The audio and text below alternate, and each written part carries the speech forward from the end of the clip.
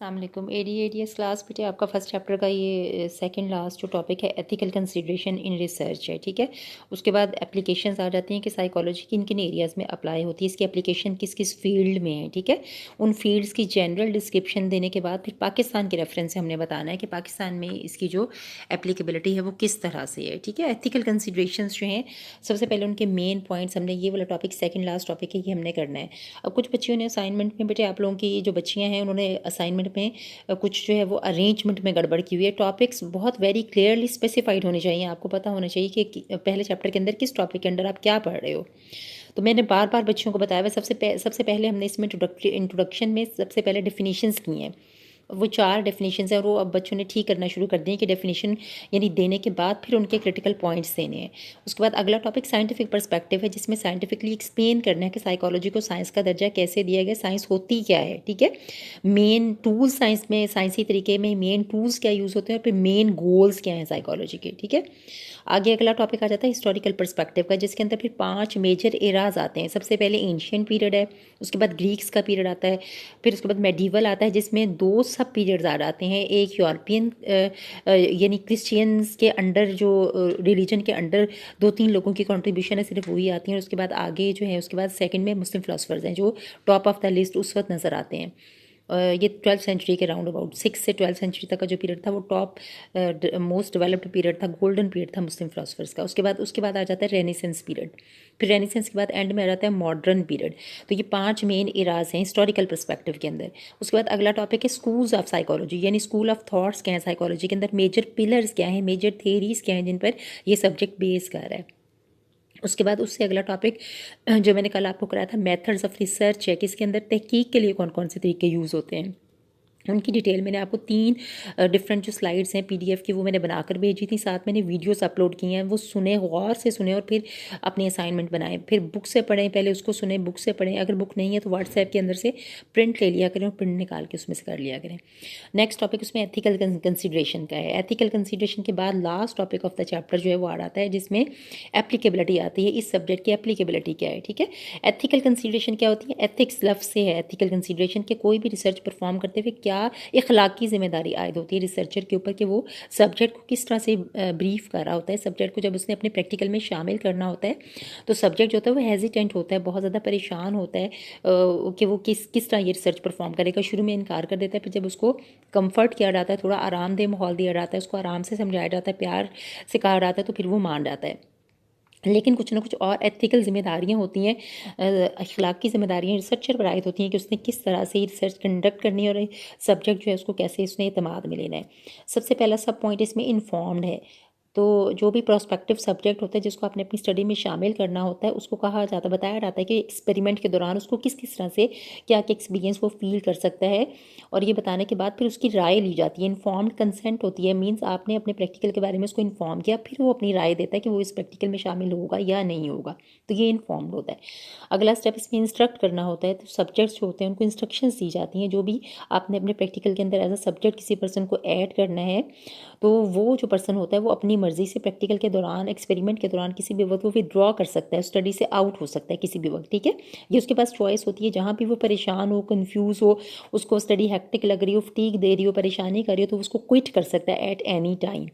ये उसको शुरू से ही क्लियरली बतानी होती है ये बात। रिसर्च शुरू करने से पहले एथिकल कंसिडरेशंस जो होती हैं ये पूरी वर्ल्ड वाइड लेवल पर एक्सेप्टेबल है और ये हर रिसर्चर रिसर्च करने से पहले अपने सब्जेक्ट्स को इन चीज़ों में कंफर्ट दे रहा होता है, उसको उसकी राय ले रहा होता है कि वो शामिल होना चाहता है रिसर्च में कि नहीं, उसको इंस्ट्रक्ट कर रहा होता है कि वो किसी भी वक्त जब वो रिसर्च के अंदर कभी भी परेशानी का शिकार हो तो रिसर्च को वो क्विट कर सकता है। फिर मिनिमाइज़ होता है कि उसमें जो भी जब रिसर्च आप परफॉर्म कर रहे होते तो उसमें सब्जेक्ट्स को लेकर जब आप कर रहे होते तो उनको कोशिश की जाती है कि सब्जेक्ट को किसी किस्म का कोई तकलीफ या हार्म ना पहुंचे, उस प्रैक्टिकल के दौरान कोई भी डिस्कम्फर्ट भी उसको ना हो, और अगर हो तो मिनिमाइज़ करने की कोशिश की जाती है कि तकलीफ या डिस्कम्फर्ट सब्जेक्ट को कम से कम फील हो एक्सपेरिमेंट के दौरान।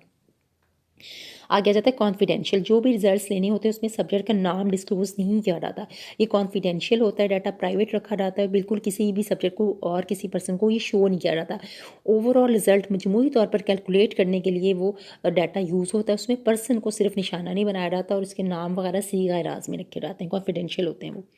एंड में होती है डीब्रीफिंग, ये लास्ट स्टेज होती है जब प्रैक्टिकल ओवर हो रहा था तो फिर सब्जेक्ट जो होते हैं उनको कहीं डिसीव भी किया होता है प्रैक्टिकल के अंदर, डिसीव कई दफ़ा किए बगैर या धोखा दिए बगैर या गलत बयानी किए बगैर।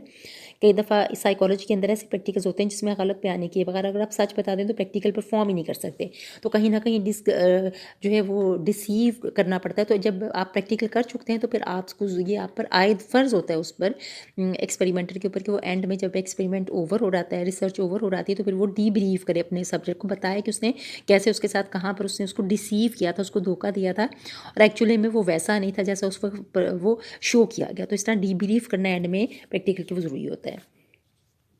अब एथिकल कंसिडरेशन के अंदर ये 5 पॉइंट ही थे सिर्फ। नेक्स्ट टॉपिक स्टार्ट हो रहा है areas of specialisation in psychology. यहाँ एरियाज लिखा हुआ है, आपके सिलेबस के अंदर फील्ड्स ऑफ स्पेशलाइजेशन है, फील्ड्स ऑफ साइकोलॉजी है, तो ये हर तरह से टर्म यूज़ हो जाती है। फील्ड्स में भी आ जाती है, एप्लीकेशन ऑफ साइकोलॉजी में भी आ जाती है, areas of specialisation in psychology भी आ सकता है। ये तीनों इसी के नाम है कि एप्लीकेबिलिटी क्या है, साइकोलॉजी सब्जेक्ट किस तरह एप्लीकेबल है सोसाइटी के अंदर, किन किन एरियाज़ के अंदर हम इसको जो है वो अप्लाई कर सकते हैं, इसके कॉन्सेप्ट को, और कैसे हम इसको स्टडी कर सकते हैं। तो इसमें सबसे पहली ब्रांच जिसमें यूज़ हो रही है साइकोलॉजी की टेक्निक्स और प्रिंसिपल्स वो है क्लिनिकल साइकोलॉजी। तो क्लिनिकल साइकोलॉजिस्ट जो होते हैं वो बेसिकली पीपल को साइकोलॉजिकल प्रॉब्लम्स को डील कर रहे होते हैं और उनको थेरेपीज रिकमेंड कर रहे होते हैं, गाइडलाइंस दे रहे होते हैं। इसमें दोनों तरह की थेरेपीज़ आ जाती हैं। क्लिनिकल साइकोलॉजिस्ट जो होते हैं स्पेशली वो पहले डायग्नोज करते हैं, अपने पर्सनस की केस स्टडी करते हैं, फिर डायग्नोसिस के बाद जो है वो जब तशखीस हो जाती है मर्ज़ की तो उसका प्रॉपर ट्रीटमेंट किया जाता है। और क्लिनिकल साइकोलॉजिस्ट जो होते हैं वो एक टीम वर्क में ज़्यादातर काम कर रहे होते हैं। इनके साथ एक साइकियाट्रिस्ट भी होता है, एक सोशल वर्कर भी मौजूद होता है जो फैसिलिटेट करता है पर्सन के बारे में इन्फॉर्मेशन कलेक्ट करने के लिए, क्योंकि पर्सन कई दफ़ा इतने सीवियरली मेंटली इल होते हैं कि वो अपने बारे में कोई इन्फॉर्मेशन जो है वो प्रोवाइड नहीं कर सकते। नेक्स्ट जो इसमें एरिया आ रहा है, पहला एरिया क्लिनिकल साइकोलॉजी का था, दूसरा एरिया काउंसलिंग साइकोलॉजी, वो इससे मिलता जुलता ही है। क्लिनिकल एरिया के अंदर हम एबनॉर्मल साइड पर जाते हैं, वो पर्सन जिनको सीवियर मेंटल प्रॉब्लम्स होते हैं उनको इसमें डील किया जाता है, जबकि काउंसलिंग साइकोलॉजी जो होती है उसके अंदर जो मेंटली हेल्दी पीपल होते हैं उनको रूटीन लाइफ में जो प्रॉब्लम्स होते हैं, अपनी लाइफ में एडजस्टमेंट के लिए जो प्रॉब्लम्स होते हैं उनको उसको डील करने के लिए काउंसलिंग साइकोलॉजिस्ट जो होते हैं वो टेक पार्ट कर रहे होते हैं। ठीक है, नेक्स्ट एरिया आ जाता है डेवलपमेंटल साइकोलॉजी। जैसे नाम से भी जाहिर है तो ये डेवलपमेंटल स्टेजेस को डील करता है। ये सारे एरियाज़ के हवाले से थोड़ी थोड़ी डिटेल आप आगे से जब आप आगे प्रैक्टिकली साइकोलॉजी को पढ़ोगे तो इसमें बहुत सारे एरियाज़ खुद आपको समझ आ जाएंगे। तो डेवलपमेंटल साइकोलॉजी जो होती है ये वो एरिया है जिसमें हम डेवलपमेंटल स्टेजेस के दौरान जो स्किल्स डेवलप होती हैं, जैसे जब बच्चा पैदा होता है तो बिल्कुल माँ के पेट के अंदर जब मौजूद होता है तो उसके अंदर वो किस तरह की स्किल्स मौजूद होती हैं। आफ्टर बर्थ उसके अंदर फ़ौरन क्या स्किल्स आती हैं, फिर जब और ज़रा बड़ा होता है फिर क्या होता है, तो उसका जो बचपन का पीरियड है, अर्ली चाइल्डहुड है, मिडल चाइल्डहुड है, लेटर चाइल्डहुड है, फिर एडोलेसेंस का पीरियड जिसको टीनेज कहते हैं, फिर उसके बाद एडल्टहुड है, फिर बुढ़ापा है। तो हर स्टेज के ऊपर क्या डेवलपमेंटल चेंजेस आती हैं बच्चे के अंदर, ये उसकी स्टडी डेवलपमेंटल साइकोलॉजी है। नेक्स्ट आ जाता है एजुकेशनल साइकोलॉजी जो आपके अपने फील्ड से डील करती है, जो स्टूडेंट्स के प्रॉब्लम को डील करती है, टीचर्स के प्रॉब्लम को डील करती है। टीचर्स के अंदर स्किल्स क्या होनी चाहिए, किस तरह उन्होंने टीच करना है स्टूडेंट्स को, स्टूडेंट्स के अंदर एबिलिटी लेवल कैसे इंप्रूव कर सकते हैं, लर्निंग लेवल कैसे इंप्रूव हो सकता है, मेमोरी कैसे इंप्रूव हो सकती है, उसके साथ साथ सिलेबाई आउटलाइन क्या होनी चाहिए, पढ़ाने का पैटर्न क्या हो, सेमेस्टर सिस्टम हो, एनुअल सिस्टम हो, अगर सेमेस्टर है तो उसमें रूल्स क्या फॉलो हों, अगर एनुअल है तो उसमें क्या रूल्स फॉलो हों, प्लस पेपर का पैटर्न कैसा हो, ऑब्जेक्टिव हो सब्जेक्टिव हो, पेपर के लिए कितना टाइम लिमिट देना चाहिए, उसमें पार्टिसिपेशन जो स्टूडेंट्स क्लास पार्टिसिपेशन है वो क्या होनी चाहिए उनकी, और जो मेंटल लेवल है, जैसे प्राइमरी सेक्शन का बच्चा है, मिडिल का है, हायर लेवल का बच्चा है, तो उनके लिए किस किस्म की जो सिलेबाई आउटलाइंस हैं वो होनी चाहिए, कितना टाइम उन्होंने स्पेंड करना है स्कूल्स के अंदर और कैसे उन्होंने एग्जाम्स जो है वो कैरी आउट करना है। और जो भी प्रॉब्लमेटिक चाइल्ड होते हैं, जो कंसिस्टेंट फेलियर्स होता है स्कूल्स के अंदर, वो क्यों हो रहा होता है, उसमें भी पेरेंट्स को बुलवाया जाता है और बच्चों की पूरी जो हिस्ट्री है वो डिटरमिन की जाती है। नेक्स्ट आ जाता है इन्वायरमेंटल साइकोलॉजी।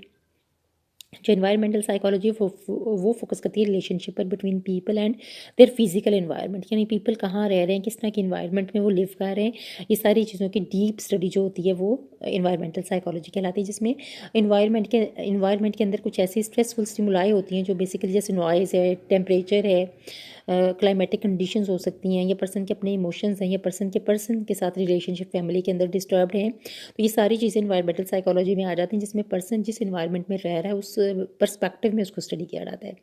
नेक्स्ट इसमें फील्ड आ जाता है एक्सपेरिमेंटल साइकोलॉजी का। तो एक्सपेरिमेंटल साइकोलॉजी जो होती है वो डील करती है रिसर्च के साथ, जिसमें हम फाइंड आउट करते हैं फैक्टर्स को, और बेसिकली हम एक्सप्लोर कर रहे होते हैं कि कोई किस चीज़ किस वजह से हो रही होती है। तो डिफरेंट साइकोलॉजी के अंदर जो एरियाज़ है, लर्निंग का है, मेमोरी का है, कॉग्निशन का है, परसेप्शन का है, तो उसमें सब्जेक्ट्स को जो है वो रिसर्च में शामिल करके प्रैक्टिकली चीज़ों को एक्सप्लोर किया जाता है कि कैसे स्किल्स पर्सन के अंदर डेवलप होती हैं, सेंसेस कैसे काम करती हैं, परसेप्शन का अमल पर्सन में कैसे हो रहा होता है, उसके अंदर मेमोराइज कैसी होती हैं चीज़ें, लर्निंग का प्रोसेस कैसे होता है, इन सब की डिटेल स्टडी, एक्सपेरिमेंट करना, साइंटिफिकली प्रूव करना, एक्सप्लोर करना चीज़ों को जो है वो इस एरिया में आता है। नेक्स्ट है फोरेंसिक साइकोलॉजी।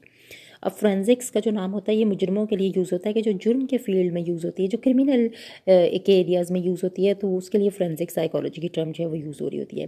तो फोरेंसिक्स में क्वेश्चंस को डील किया जाता है जो रिलेट करते हैं लॉ के साथ, और ज़्यादातर लीगल सिस्टम्स के साथ रिलेट कर रहे होते हैं। इसमें इम्पैक्ट हम देखते हैं कि कोर्ट्स का क्या इम्पैक्ट है इन जनरल, और इसके अलावा जो क्राइम रेट है वो क्यों बढ़ रहा है, और क्राइम्स की वजूहत क्या हैं, कैसे क्राइम को कंट्रोल किया जा सकता है, ये सारी चीज़ें जो क्राइम्स के हवाले से फोरेंसिक साइकोलॉजी में पढ़ते हैं। नेक्स्ट आ जाता है हेल्थ साइकोलॉजी।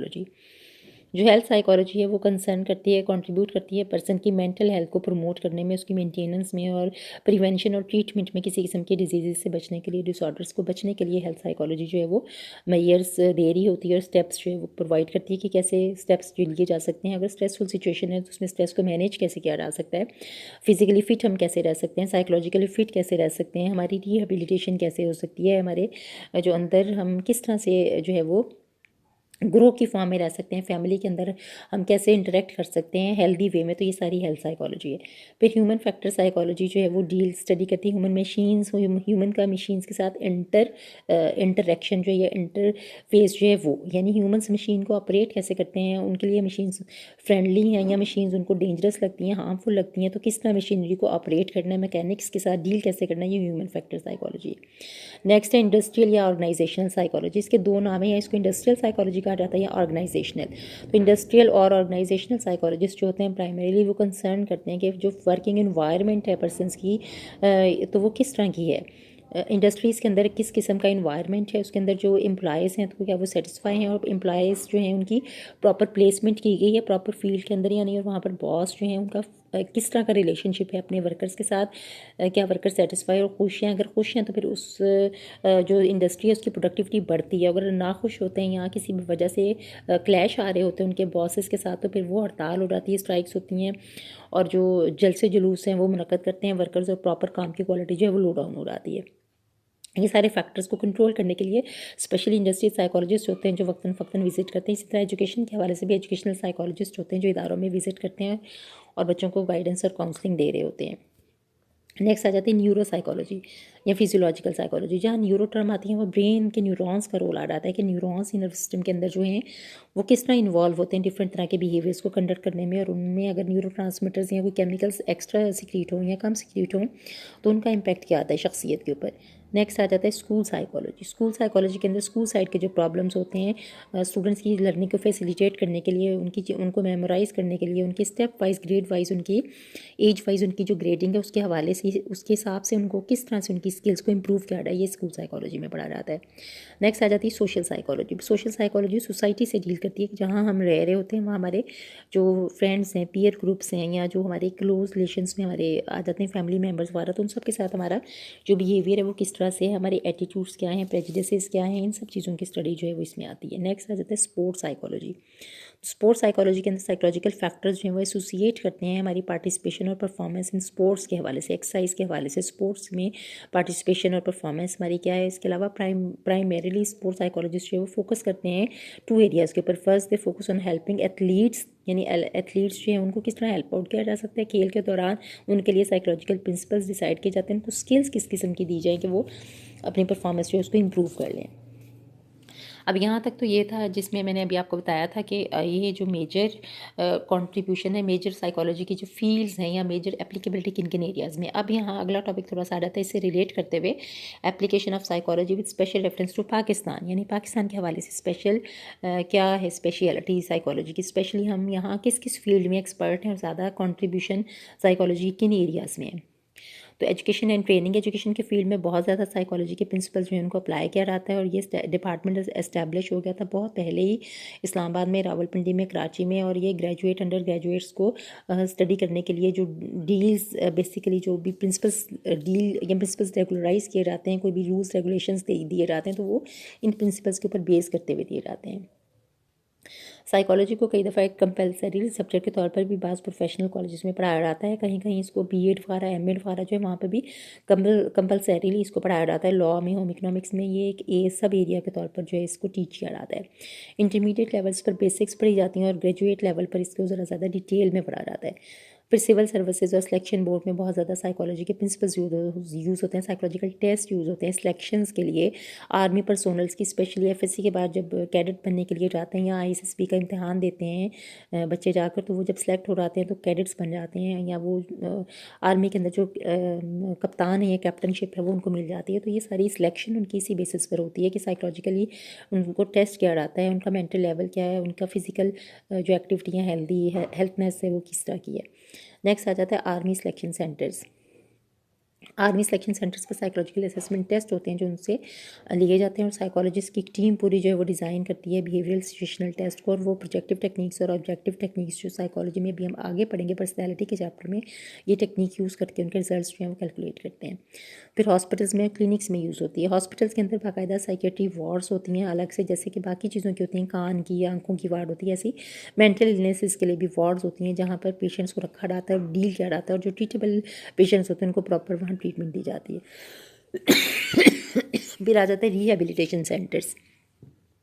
जो रिहेबिलिटेशन सेंटर्स होते हैं उसके ऊपर मेंटली रिटार्डेड पर्सनस जो होती हैं, फिजिकली हैंडीकैप जो होते हैं पर्सनस, उनको साइकोलॉजिस्ट डील करते हैं, और स्पेशली उनको इस काबिल बनाया जाता है कि वो अपने आप के लिए अर्निंग हैंड जो है वो बन सकें, और कोई ऐसी स्किल उनको सिखाई जाती है जिसमें वो अपने आप को जो है वो बूस्टअप कर सकें और अपनी अर्निंग जो है वो करने के काबिल हो सकें, अपने आप को मेनटेन करने के काबिल हो सकें। नेक्स्ट आ जाता है एनजीओ, जिसको नॉन गवर्नमेंटल ऑर्गेनाइजेशंस कहा जाता है। तो साइकोलॉजिस्ट ने जो होते हैं उन्होंने काफ़ी एनजीओज़ भी बनाई हुई हैं, नॉन गवर्नमेंटल ऑर्गेनाइजेशन, खासतौर पर जो अर्थक्वेक आया था 2005 वाला, एक बिग अर्थक्वेक आया था आज़ाद कश्मीर में, उसके बाद से जो है वो इस तरह के एनजीओज़ और रिहेबिलिटेशन सेंटर्स और ड्रग एरिडिकेशन यानी कि ड्रग को कंट्रोल करने के लिए सेंटर्स, इस तरह के बहुत सारे सेंटर्स जो एनजीओज़ के अंडर काम कर रहे हैं। फिर है रिसर्च। साइकोलॉजी के अंदर डिफरेंट जर्नल्स जो हैं वो पब्लिश हो रहे हैं, डिफरेंट एरियाज़ के हवाले से जो रिसर्चेस की जाती हैं उसको यहाँ पॉइंट वाइज जो है वो इधर कोट किया जाता है। फिर रिसर्चेस के अंदर से हमें अंदाज़ा होता है कि कौन सा एरिया जो है वो किस में किस तरह की रिसर्च हुई है और कैसी चीज़ जो है वो सामने आई है वहाँ एक्सप्लोर करने से फैक्ट्स को। तो ये देख लें, और कोई इसमें क्वेश्चन हुआ तो फिर ये मैं फाइल आपको व्हाट्सएप ग्रुप पे साथ ही सेंड भी कर देती हूँ।